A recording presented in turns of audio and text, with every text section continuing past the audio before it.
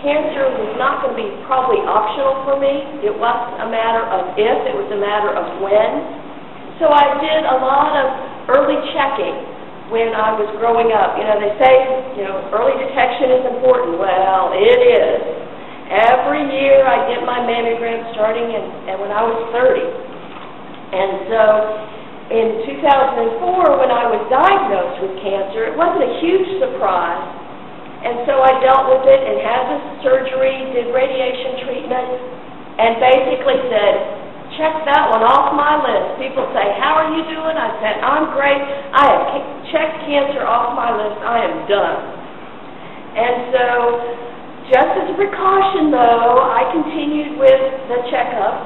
Every 6 months you go in, and I'm sorry you guys don't get this wonderful opportunity for the pancake machine. But you do have that opportunity to have your breasts squeezed as tight as they can, and they take lots of pictures.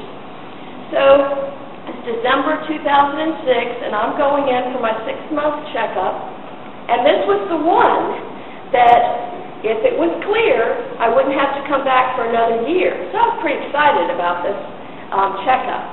So I went in, and they took pictures.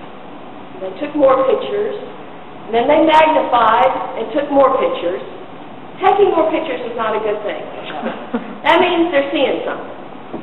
So they take and let the doctor read the pictures, and they say, we're seeing some kind of shadow. We think we ought to do an ultrasound. Go for it. Do it. Let's see what that shadow is.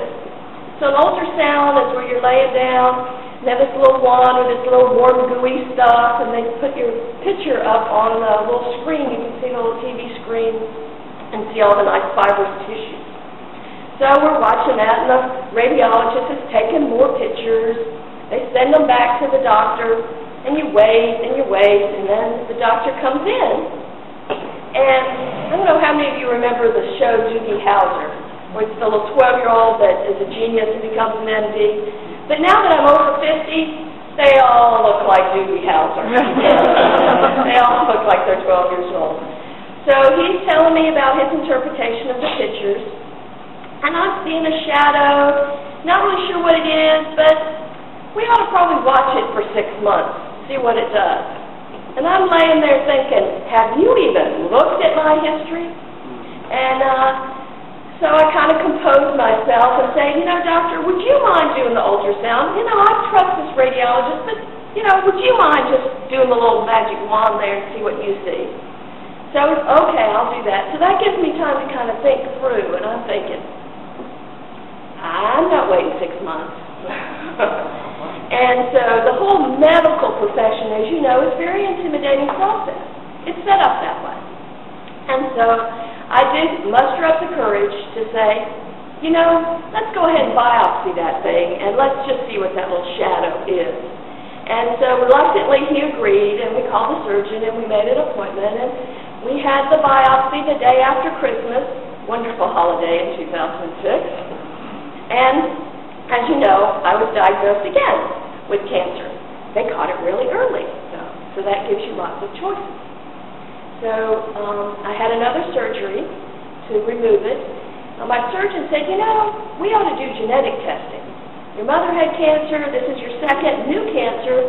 They have a new test now that kind of says whether you will keep getting cancer. It's like, let's go for it. Let's find out. Knowledge is power. So we do the genetic testing, and lo and behold, I'm genetically inclined to keep getting cancer. What's the recommendation? Get your ovaries out so that you won't get ovarian cancer. So, okay, let's go for that. Let's do that. So we do that. Guess what? They find ovarian cancer. You don't just find ovarian cancer. You die from ovarian cancer. There's no symptoms for that. So what an incredible insight that I was able to have that found when it was only a quarter of a centimeter size tumor, and they were able to remove it. So I count myself as extremely fortunate. As you can see, the energy level is coming back. The hair's almost an inch long. It's coming back very elegantly gray, so I will look experienced and distinguished when I pop this wig off at some point in time, which won't be too long, but right now it's a little too short. If I worn it real short, that'd be okay, but I'll let it get a little longer because, hey, I kind of like this idea of getting your hair fixed in 2 minutes. I don't know if I'm ready to go back to that whole half an hour of making your hair look like you want it to in the morning. But the real point of my story is early detection. Early detection, early detection gives you choices. And that is an incredible, powerful feeling to be able to have the choice of what you're going to do. So you are able, if you stand up to Doogie Howser, that you then take control of your own medical destiny, which is your own life destiny, and be able to make those choices. And so that I have been able to turn that word cancer into just a word again, and it's not a death sentence.